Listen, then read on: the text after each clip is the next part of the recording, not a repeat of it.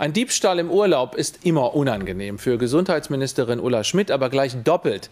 Denn ihr wurde in Spanien der Dienstwagen gestohlen, während sie privat in Urlaub war. Nun haben Minister ja nie völlig frei. Auch Frau Schmidt sagt, sie habe etliche dienstliche Termine in Spanien. Und dafür steht Regierungsmitgliedern grundsätzlich auch ein Dienstwagen zu. Aber was einem zusteht und wie es von anderen bewertet wird, das ist in Deutschland nicht immer dasselbe. Und so hat die Ministerin nun jede Menge Fragen zu beantworten. Anke Hahn. Denia, südlich von Valencia, ist ein beliebter Urlaubsort bei deutschen Touristen.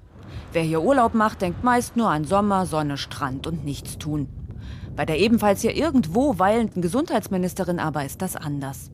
Ob Berlin oder Spanien, sie nimmt Arbeitstermine wahr, ist folglich auch im Urlaub im Dienst und ließ deshalb ihren Dienstwagen samt Chauffeur von Berlin in den Urlaub nachkommen, über 2300 Kilometer nach Denia.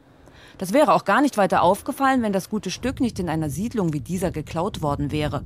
Für den deutschen Stadtrat von Denia ist der Diebstahl das Thema. Natürlich so ein Zwischenfall ist natürlich sehr enttäuschend. Tut uns allen sehr leid, aber ist leider mal passiert. In Deutschland aber wird dieses Ende einer Dienstfahrt anders gedeutet, von Haushaltspolitikern.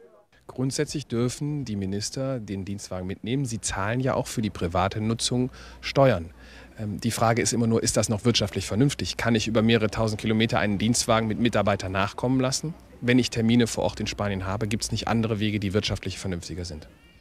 Die Reaktion des Bundesgesundheitsministeriums fiel kurz aus. Der Dienstwagen stehe der Ministerin dienstlich und privat ständig zur Verfügung, heißt es. Und sie habe ihn eben auch in Spanien genutzt. Ja, Ulla Schmidt habe ständig Anspruch auf ein gepanzertes Dienstfahrzeug, bestätigt sogar der Bund der Steuerzahler. Kritik übt er dennoch, denn der konkrete Fall werfe Fragen auf. Die Bundesregierung mahnt immer zur Sparsamkeit. Wir haben die höchste Staatsverschuldung zurzeit.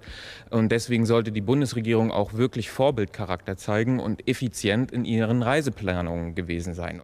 Nun ist es an Ulla Schmidt eine gute Erklärung für die weite Reise ihres Dienstwagens zu liefern. Zum Beispiel morgen Abend bei einem dienstlichen Vortrag in Spanien, zu dem sie nun mit einem Mietwagen fahren muss.